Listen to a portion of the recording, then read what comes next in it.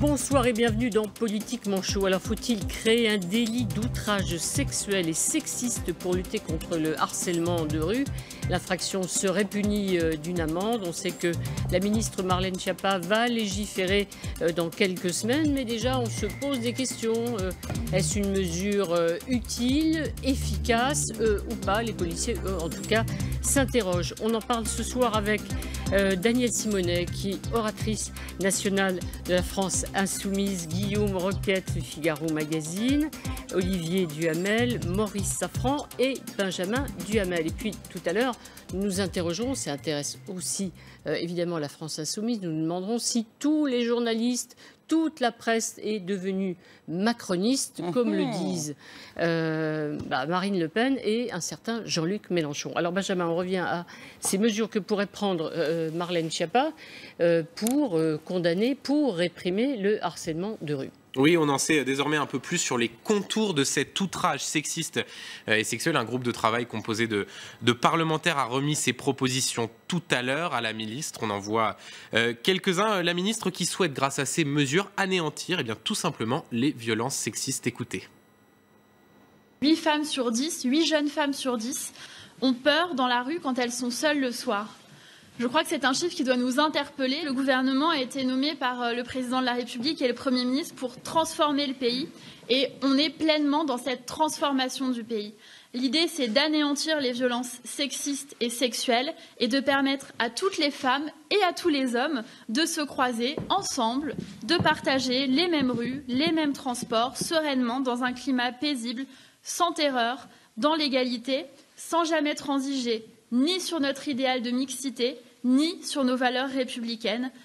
Voilà, alors concrètement dans ce rapport, plusieurs propositions. La principale, c'est donc de punir cet outrage sexiste et sexuel, c'est ce qu'on appelle le harcèlement de rue, d'une amende de 4e classe, un montant entre 90 et 350 €. Alors ce harcèlement de rue, ce sont des gestes ou propos déplacés, des sifflements, ou le fait par exemple de suivre quelqu'un contre son gré. Également l'idée d'une application pour smartphone. On pourrait enregistrer ou prendre une photo de son harceleur. Voilà, les rapporteurs en ont parlé. Et en complément, pour les harceleurs, le rapport propose des stages pour leur faire comprendre la nocivité de leur comportement. Voilà des mesures qui seront donc dans un projet de loi présenté en Conseil des ministres à la fin du mois de mars. Danielle Simonet, c'est utile ou on a déjà entendu, on se dit ça ne marchera pas quand on va verbaliser, les policiers, ils ont déjà beaucoup de boulot sur la voie publique.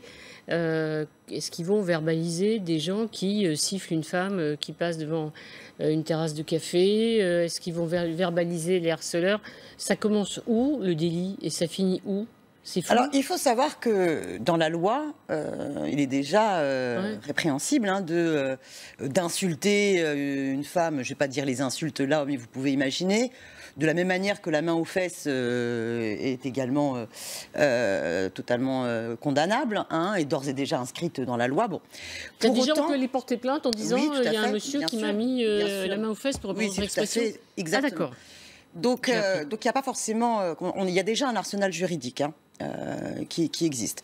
Néanmoins, ce qui est utile dans le débat public, d'inscrire dans la loi en tant que telle la question du harcèlement, c'est de modifier profondément les consciences. Il y a un débat parallèle avec la question, par exemple, de la position abolitionniste sur la prostitution. Bon, c'est très difficile de se dire, il suffit pas de mettre une position, d'avoir une loi abolitionniste pour que la prostitution n'existe plus. Bon, néanmoins, il est nécessaire de l'avoir inscrit dans la loi, pas simplement parce qu'il y a des amendes maintenant sur les clients, mais parce que on accompagne la société à montrer que le corps des femmes n'est pas une marchandise, par exemple.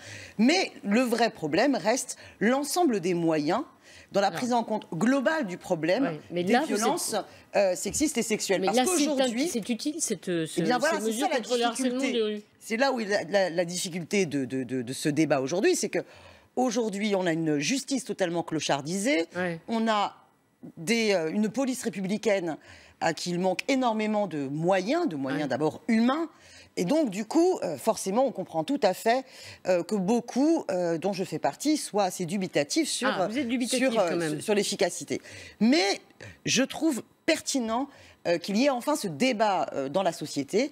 Mais il faudra surtout prendre conscience qu'il faut des moyens beaucoup plus conséquent sur l'école, par exemple, parce qu'on a bousillé la médecine scolaire, qui faisait un travail super important sur la question de l'éducation sexuelle à l'école. Bon.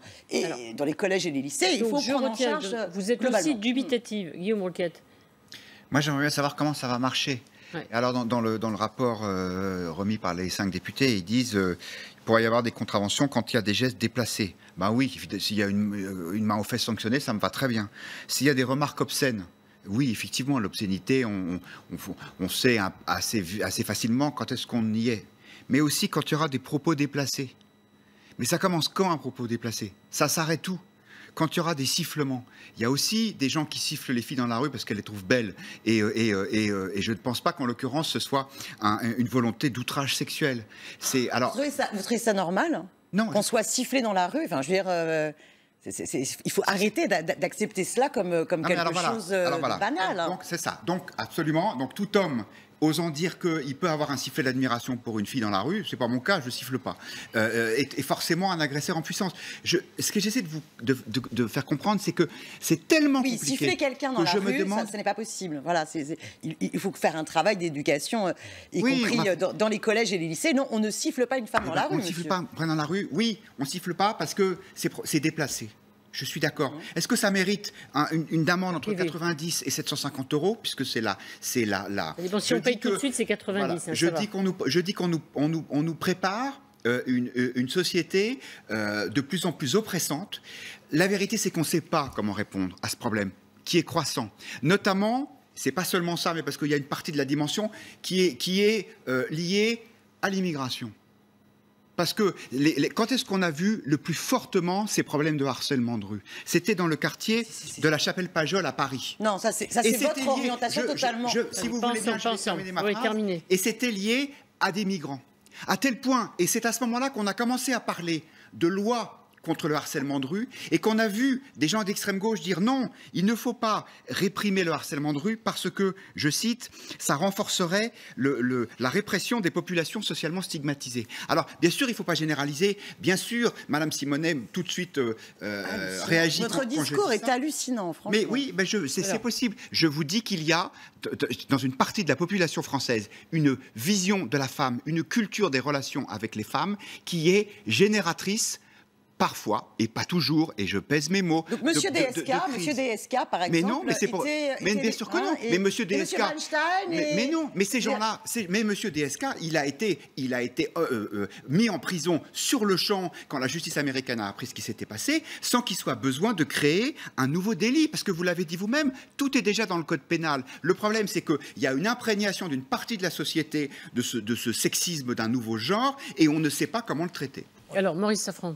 Là, je suis en désaccord à peu près complet avec la deuxième partie de l'analyse de notre camarade Guillaume Roquette. Effectivement, ça fait des mois et des mois, maintenant des semaines et des semaines, qu'un certain nombre de gens, plutôt rangés à droite, mais ce n'est pas le problème de droite et gauche, sont en train d'expliquer que le véritable problème, ce n'est pas le harcèlement dont sont victimes les femmes, que le véritable problème, c'est des idéologues, hommes ou femmes d'ailleurs, mais plutôt femmes, des idéologues fous qui sont en train de vouloir criminaliser les hommes dans leur globalité. Je ne marche pas du tout dans cette combine, parce que c'est une combine intellectuelle qui est inacceptable. Le problème, aujourd'hui, n'est certainement pas la criminalisation des hommes. Ça, c'est le point 1. Le point 2...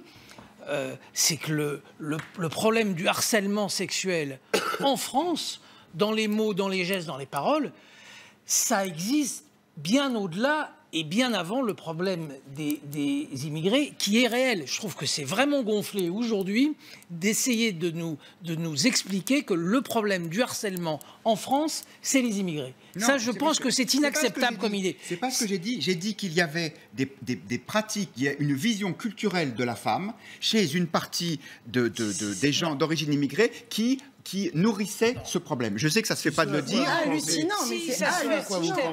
Quel racisme banalisé.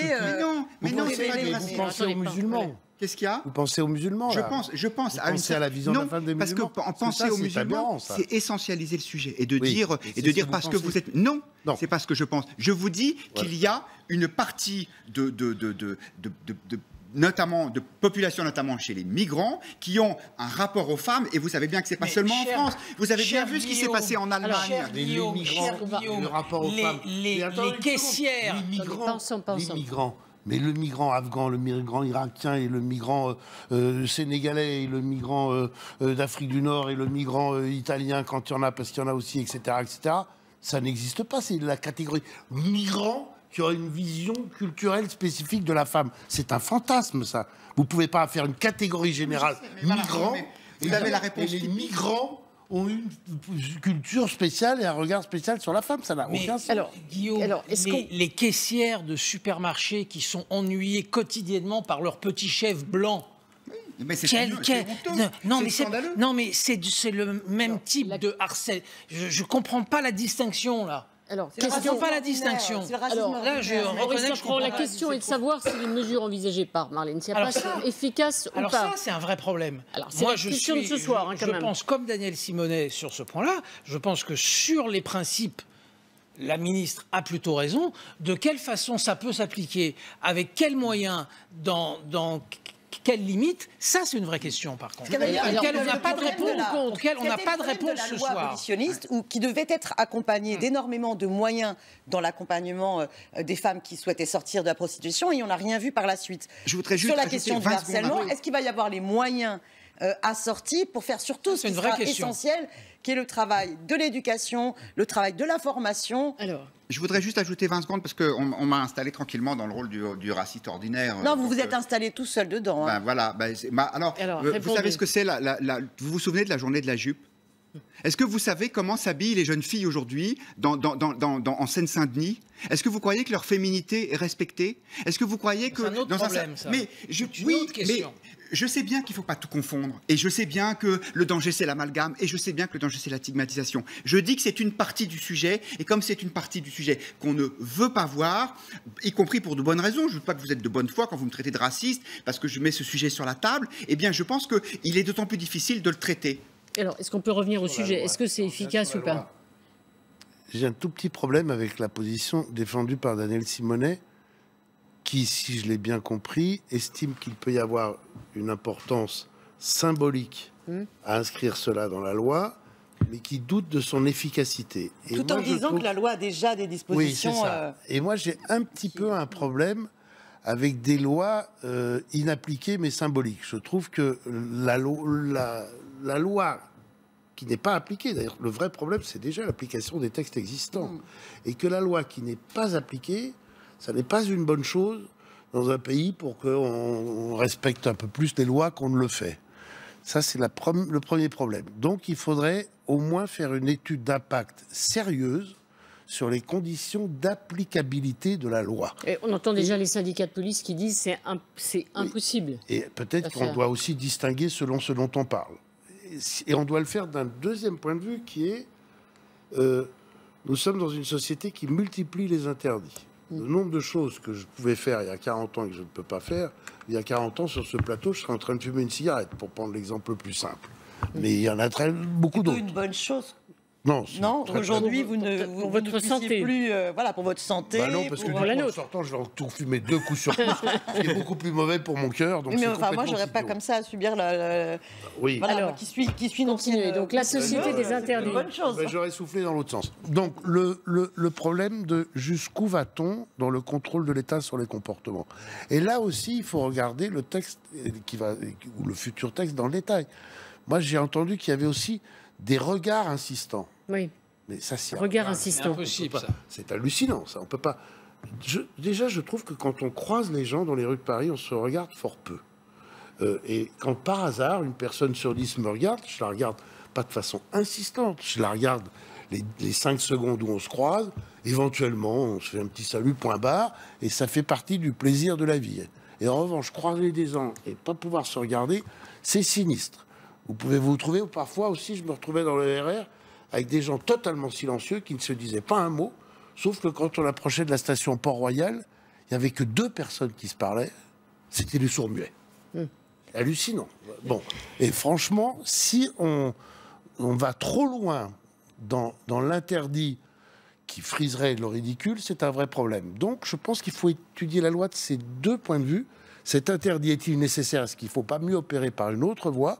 Et est-ce applicable? Parce que la loi purement symbolique, pour répondre à l'attente du moment, ça, je ne trouve pas que ce soit une bonne chose. Parce qu'en même temps, Dany Simonet, c'est quand même avoir donné le sentiment aux femmes qu'on va leur donner un pouvoir, le pouvoir d'être défendues immédiatement, qu'elles seront dans la rue, qu'elles entendront un mot désagréable, elles vont téléphoner au commissariat, appuyer sur l'application le temps qu'elles sortent leur smartphone, et après on tombe dans parole contre parole, ce qu'on connaît déjà pour des choses beaucoup plus graves que sont effectivement les viols.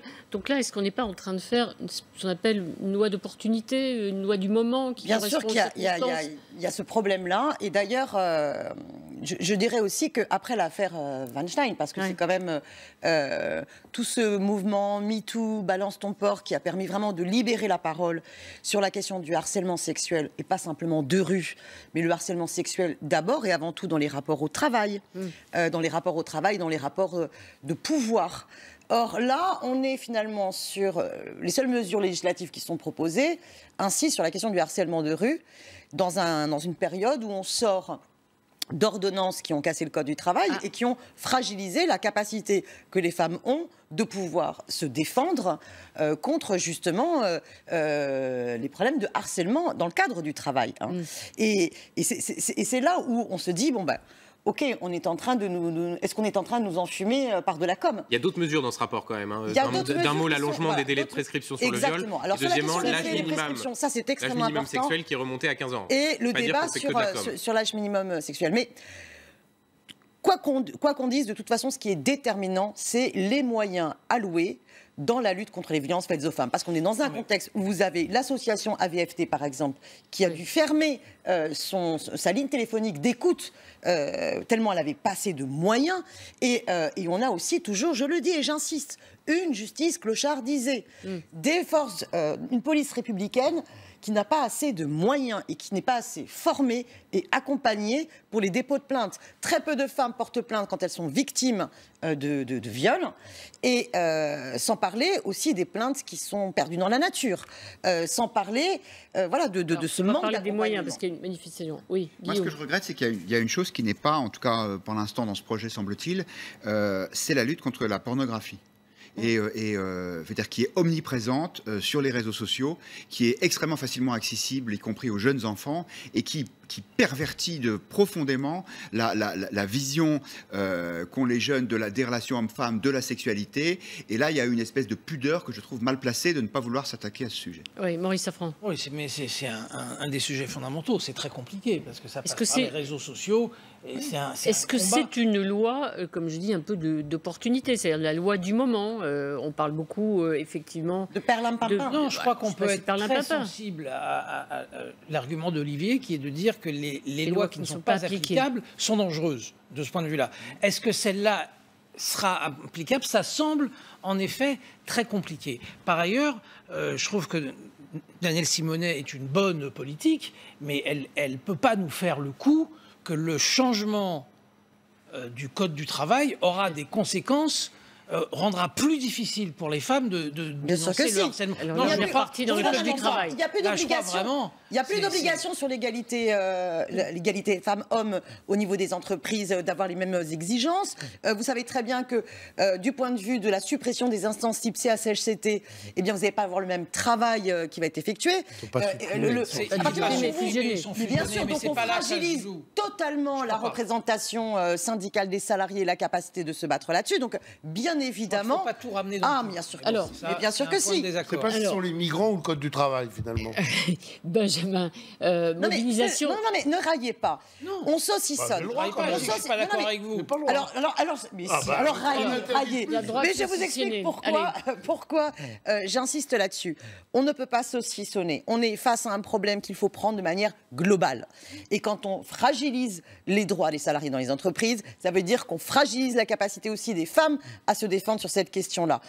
Et on ne peut pas croire qu'on va lutter contre les violences faites aux femmes tout en continuant à asphyxier la justice, l'éducation, en cassant la santé scolaire et toutes ces choses-là. Mais tout ça, ça existe déjà. Hein. Le harcèlement sexuel, c'est déjà punissable et ça n'a pas été supprimé, à ma connaissance, par les ordonnances réformant le Code du travail. Benjamin, il y a une mobilisation des artistes et femmes. On regardera la soirée des Césars vendredi, après-demain, et on verra qu'il y a des femmes qui se mobilisent justement pour venir en aide à celles qui sont victimes de harcèlement ou d'agression. Absolument, elles sont une centaine. Julie Gaillet, Vanessa Paradis, qui signent un appel donc dans Libération aujourd'hui contre les violences sexuelles faites aux femmes. Voilà, un mot d'ordre. Maintenant, on agit, un mouvement symbolisé par un ruban blanc. Il y a un appel aux dons. Les signataires qui appellent donc les participants au César à porter ce ruban blanc à l'occasion de la cérémonie. C'est une démarche qui n'est pas nouvelle. Hein. Elle fait écho à ce qu'on a pu voir aux États-Unis à l'occasion de la cérémonie des Golden Globes où les stars étaient toutes habillées de noir. Angelina Jolie, ici par exemple, pour marquer le coup après l'affaire Harvey Weinstein. Réplique donc en France, l'actrice Sarah Forestier, également signataire de cet appel. Elle était cet après-midi sur LCI. Et ce n'est pas parce qu'on se dit victime que ça veut dire qu'on est une petite chose. C'est pas vrai. Les femmes sont extrêmement courageuses à un moment donné de dire qu'elles ont été victimes de quelque chose, parce que la violence arrive rarement seule. C'est tout un mécanisme qui enferme la personne dans le silence, dans l'immobilisme, dans la culpabilité. Et c'est important que ces femmes soient accompagnées. C'est pour ça que moi, en tant que femme et en tant qu'actrice, j'ai voulu soutenir la Fondation des femmes qui soutient des associations qui accompagnent ces femmes. Je ne veux plus qu'elles aient honte. Je ne veux plus qu'elles culpabilisent. J'ai envie qu'elles se sentent libres et qu'elles ne se sentent pas victimes, même si elles l'ont été. Alors, on le voit bien, c'est un mouvement assez mondial. Au fond, on avait l'impression que tout allait un peu retomber. Maurice Safran, est-ce que le monde est quand même en train de changer à chaque fois? Moi, je pense que c'est un mouvement extrêmement profond.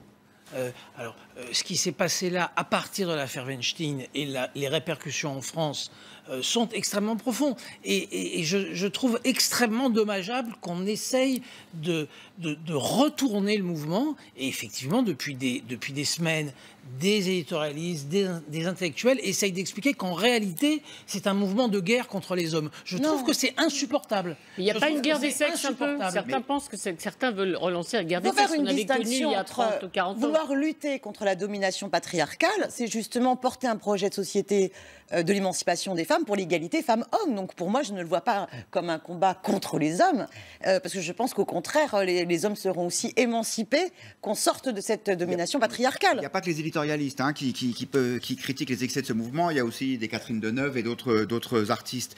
Moi, ce qui me gêne, c'est qu'on mette sur le même plan des agressions insupportables dont sont victimes les femmes et des regards appuyés. C'est ça, moi, vous comprenez, c'est-à-dire que à partir de situations qui sont insupportables, qui doivent être sanctionnées, il y a une espèce de mouvement qui fait que, on en vient à criminaliser une drague lourde. Et moi, ça m'inquiète. Ça m'inquiète parce que je pense qu'il y a un certain féminisme qui, en gros, veut empêcher les hommes d'être des hommes et de draguer et qui, à partir d'événements qui sont totalement condamnables, qui s'en servent pour essayer de systématiser cette espèce de mur nouveau qui est entre les hommes et les femmes. C'est pas le cœur du mouvement, Guillaume. Non, il y a eu effectivement sur les marges du féminisme, il y a eu des choses insupportables et stupides. Quand Caroline Dehaas explique que 2 hommes sur 3 sont des harceleurs, c'est totalement contre-productif. 1 sur 2 ou 1 sur 3 2 sur 3. Peu importe. Je défends C'est totalement contre-productif pour le mouvement des femmes, mais c'est pas le cœur du problème, n'est certainement pas là. Oui, Olivier Duhamel. Vous avez une certaine forme de machisme et une certaine forme de féminisme agressif qui commettent des assimilations inverses mais parallèles. C'est-à-dire que vous avez des mecs qui font pas la différence entre ce que moi j'appelle agresser sexuellement une femme, c'est-à-dire essayer de l'embrasser de force dans un ascenseur, essayer de lui mettre la main aux fesses, etc., qui font pas la différence entre ça et une drague un peu déplacée. Pour eux, c'est la même chose. Ce n'est pas du tout la même chose.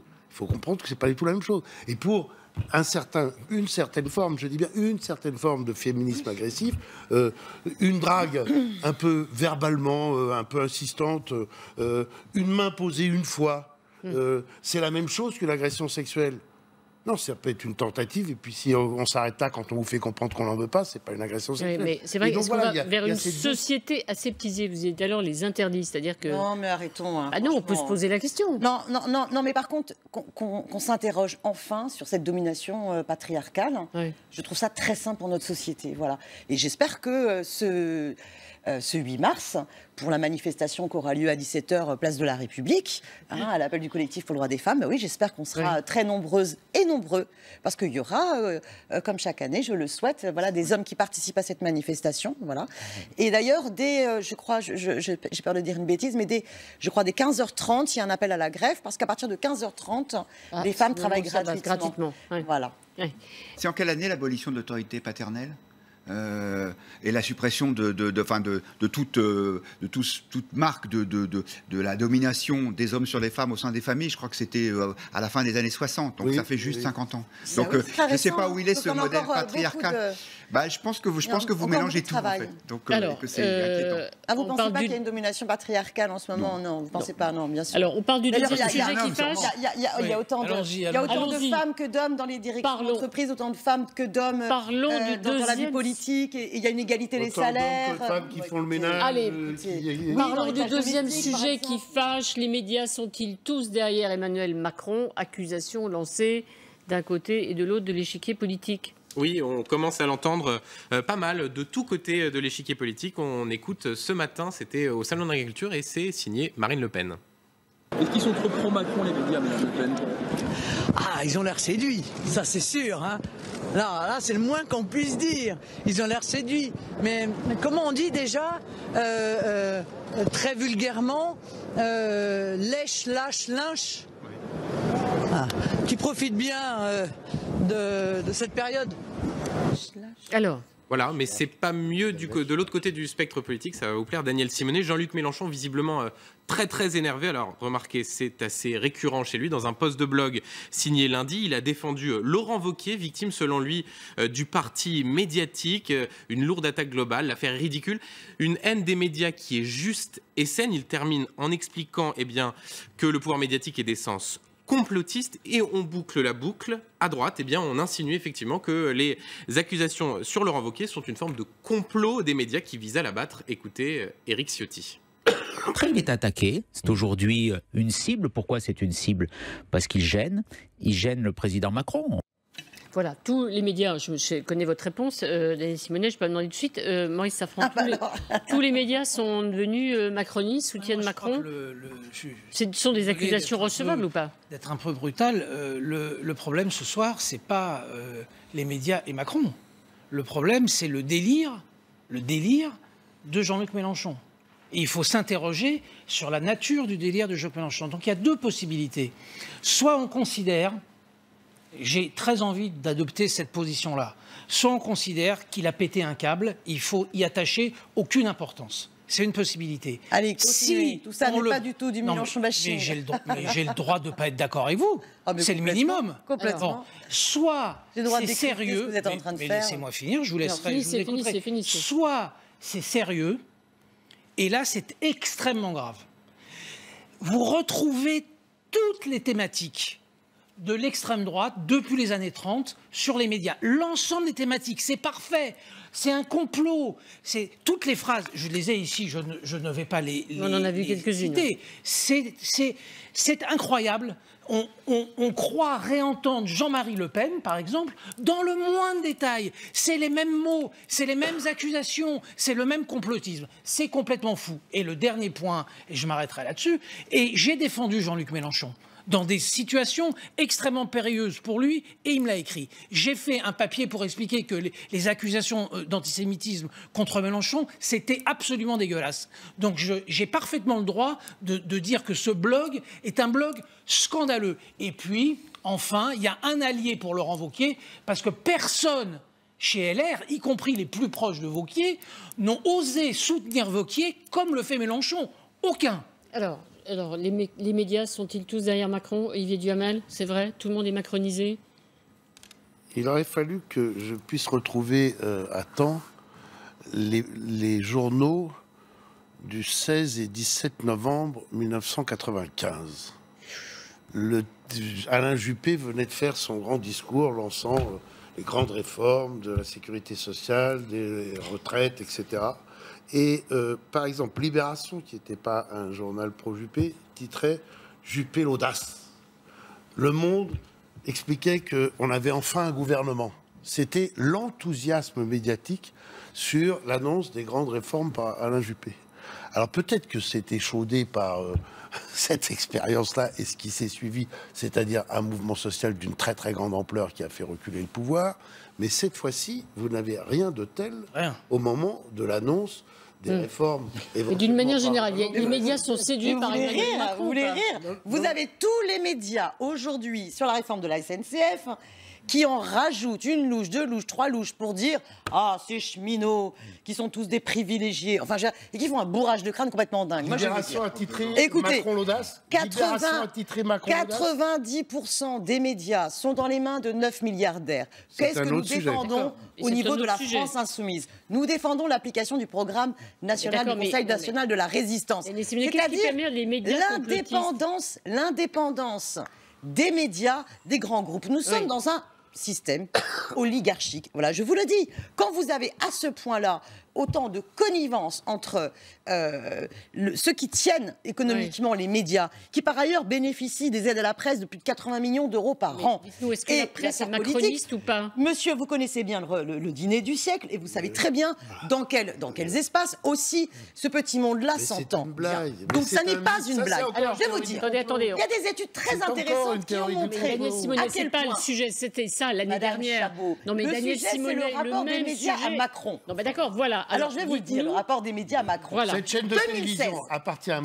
Bouygues et vous vous exprimez très librement. Hier, il y avait un délégué CNN et de Goodyear qui avait une tronche et une pêche d'enfer. Ne vous inquiétez pas. Le libéral, il n'arrivait plus à lui répondre. C'est une blague, votre truc. Voilà, soutiennent tous le président. Alors, il y a une étude qui a été très intéressante et qui a montré, par exemple, qu'en 2016... l'exposition, la surexposition médiatique de Macron, qui lui a permis d'être extrêmement visible, eh bien, dans une analyse des données via Talkwalker par Véronique Reissoul, qui était directrice générale de Dentsu Consulting, montrait qu'il apparaissait qu'en 2016, le phénomène Macron était indiscutablement une énorme bulle médiatique, puisque du 1er avril au 31 septembre 2016, il y avait en effet plus de 43% de part de voix dans les médias contre 17% sur les réseaux sociaux. C'est-à-dire qu'il y avait un Jean-Luc Mélenchon en 2016, on l'a pas vu à la télévision. Un matraquage du produit. Et pareil de Trump. Quand il y a un phénomène politique nouveau, les médias rendent plus compte du phénomène politique nouveau. Avec un décalage complet. Non, c'était avant que Macron soit. Avant que Macron soit partagé dans les réseaux sociaux. Pas ensemble. Et d'ailleurs, M. Attali l'a même revendiqué qu'il contribuait à construire le personnage Macron. Mais il est patron de médias. Il y a eu une organisation par le biais d'Attali, par le biais d'autres. Donc c'est ça le complot d'influents et de dirigeants des médias. C'est ça le complot. C'est-à-dire que c'est l'Attali de Mélenchon. Et on ne dit pas Gérard Miller. Mais vous, ce qui est inouï, c'est que vous confortez... C'est possible de dire un mot ou pas? Daniel Simonet, ça veut dire que le complot, c'est ça. Ça veut dire que Jacques Attali a ourdi un complot. Quand on dit les médias sont complotistes, c'est-à-dire ça veut dire quoi? Il y a un complot pour mettre... Vous avez un intérêt de la petite caste dominante d'avoir une politique qui va défendre ses intérêts. Quand vous avez 90% des médias qui sont tenus dans les mains de 9 milliardaires... D'accord, mais c'était déjà avant. Qui est mis en place et qui permet de faire des cadeaux de 9 milliards aux plus riches de ce pays, de défendre leurs intérêts et de faire croire que les privilégiés, c'est pas ceux à qui on a fait le cadeau de l'ISF supprimé, mais c'est les cheminots, évidemment. Alors, Guillaume Roquette. Moi, je suis un peu embêté parce que je suis un peu d'accord avec Daniel Simonet. Alors, pas sur le côté complot. Je pense que c'est pas la peine de voir un complot. En revanche, je pense qu'il y a une espèce d'alliance objective entre, d'une part, les médias de gauche, qui sont globalement attachés au mouvement, à la jeunesse, à la modernité, et qui donc sont séduits par Emmanuel Macron. Et les médias de droite qui, depuis 10 ans, et je parle en connaissance de cause, disent « faut supprimer l'ISF ». Il faut réformer la SNCF et supprimer le statut des cheminots. Il faut changer le code du travail. Et tout ça, Emmanuel Macron le fait. Et donc, effectivement, pour des raisons différentes. Mais les uns et les autres, on est plutôt séduits par le personnage. Et en plus, on vit plutôt dans la France, on est dans un environnement qui est plutôt celui de la France des inclus. comme on dit aujourd'hui. Et la France périphérique, celle qui a décroché, celle qui vote mal, on la connaît pas bien, et donc effectivement on y est moins sensible qu'à ce sentiment de jeunesse. On lit la presse étrangère, on voit que Macron est admiré partout, et probablement, oui, on est pris par ça. Mais vous savez, le Figaro était contre l'ISF avant même d'appartenir à Serge Dassault. Oui, tout à fait. Donc, mais je vais vous donner deux autres petits exemples. Je vais vous donner deux autres petits exemples très concrets, par exemple. Et je suis d'accord avec vous, ça n'est pas simplement lié à qui détient économiquement les médias. Mais je vais vous prendre deux autres exemples. Par exemple, Le Monde a fait dernièrement un article de fond sur la question de l'euthanasie et a valorisé le fait que des députés macroniens s'intéressaient à pouvoir faire une proposition de loi à ce sujet et que le gouvernement, très certainement de lui-même, n'aborderait pas. Et vous avez tout un article du Monde qui est capable d'aborder ce sujet sans dire que la France insoumise, dans le cadre d'une niche parlementaire, eh bien, avait fait justement une proposition de loi en ce sens. Je vous donne un deuxième exemple et je vous laisserai la parole. Un deuxième exemple. Non mais c'est quand même dingue. Le Monde qui fait tout un article sur cela. Alors, deuxième exemple. Je suis invitée à France Télévisions, France Info, pas plus tard que cette semaine, sur la question toujours des comptes de campagne. Je leur demande, vous nous posez énormément de questions sur les comptes de campagne de M. Jean-Luc Mélenchon. J'espère bien, comme vous invitez M. Griveaux juste après moi, que vous allez lui poser des questions sur ces comptes de campagne de M. Macron, qui lui est carrément attaqué par des irrégularités. Et là, comme par hasard, le journaliste de France Télévisions, encore une fois, il a oublié de poser des questions à monsieur Griveaux. Donc, on est vraiment sur des traitements totalement différents. Alors, à chacun de ces exemples, on pourrait vous donner une réponse qui s'expliquerait, je ne dis pas se justifie, qui s'expliquerait par le mode de fonctionnement du système médiatique dans ses logiques propres. C'est-à-dire que lorsque vous avez 156 députés, dont 80% ou 90% sont des députés de la majorité en place, qui décident de porter un projet contraire à ce que, jusqu'à présent, est la position du président de la République. C'est un événement médiatique plus important, objectivement, dans l'importance des nouvelles. C'est nouveau, c'est une sorte de début de révolte, en tout cas d'autonomie des députés, qu'un groupe d'opposition le fasse. Madame Simonet, s'il vous plaît, juste une question, parce qu'après on n'aura plus le temps. Jean-Luc Mélenchon, en tout cas ses proches, ont fondé un média qui s'appelle Le Média. Deux sujets qui ont un peu défrayé la chronique. Un, la présentatrice du 20h qui a été licenciée. Alors elle parle... la fin de sa fin du préavis, d'accord. Qui explique que c'est des méthodes... S'il vous plaît, est-ce que je peux juste terminer? C'est vraiment des je termine. C'est pas bien. Attendez, juste s'il vous plaît. Qui explique... Madame Simonet, est-ce que je peux dire un mot? Qui explique dans une lettre que c'est des méthodes qui ressemblent à Bolloré. Deuxième exemple, un journaliste qui refuse de montrer des images de la Ghouta parce que ce serait de la propagande. Est-ce qu'on peut vraiment donner des leçons aux médias traditionnels quand on se comporte comme ça? Alors, tout à fait. Je vais vous expliquer avec deux raisons. Un, le média est indépendant de la France insoumise, premièrement. Attendez, Sophia Chikero qui la dirige, c'était la directrice de la communication de Jean-Luc Mélenchon. C'est pas la direction de la France insoumise qui décide quoi que ce soit de ce qui se passe dans le média. Donc interrogez-les d'abord. Deuxièmement, oui, ça nous semble très intéressant de savoir que le média, moi je trouve ça chouette, qui décide que le journal de 20h, c'est pas toujours la même journaliste qui doit l'animer. Là, c'est et il me semble, pour avoir lu ce qu'a dit monsieur Miller, mais c'est pas langue de bois, c'est ce qu'a monsieur Miller, il a dit, écoutez, on ne veut pas toujours, on ne veut pas que ce soit toujours la même journaliste, elle ne voulait pas cette pluralité de journalistes. Et du coup, on l'a vu. Toute l'équipe de rédaction, j'ai pu voir, toute l'équipe de direction, de rédaction de médias, a au contraire trouvé que ce qu'il y avait dans la lettre de cette journaliste n'avait strictement rien à voir avec la réalité. Vous êtes sacrément gonflé. C'est que pendant les 6 mois de campagne Mélenchon, mais la campagne de Jean-Luc Mélenchon a été sanctifiée par l'ensemble de la presse, y compris le Figaro, qui tous les jours expliquait à quel point la campagne d'Emmanuel Macron était une bulle, pour reprendre le fameux mot de bulle, à quel point la campagne d'Emmanuel Macron était une bulle qui allait exploser forcément. Manque de bol, les journalistes politiques, dans leur grande majorité, se sont plantés, et à quel point la campagne de Jean-Luc Mélenchon était formidable. Donc, ce que vous racontez n'est pas vrai. Ce que vous racontez est objectivement faux. Jean-Luc Mélenchon a été soutenu médiatiquement pendant la campagne comme rarement clairement, aucun candidat ne l'a été. Il n'a pas été soutenu.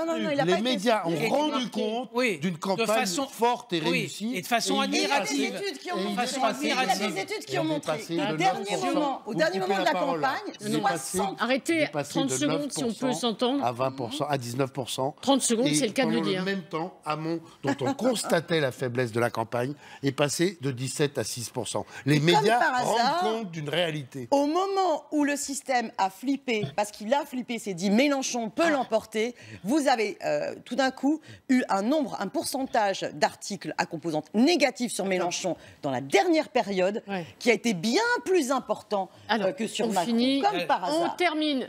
Ça s'appelle un peu de parano. C'est fini. Merci. Non, le débat n'est pas fini. Des chiffres, Madame un peu de parano. La théorie du comme par hasard, ça rime avec la théorie du complot, pas en termes de rime politique, en termes de rime intellectuelle.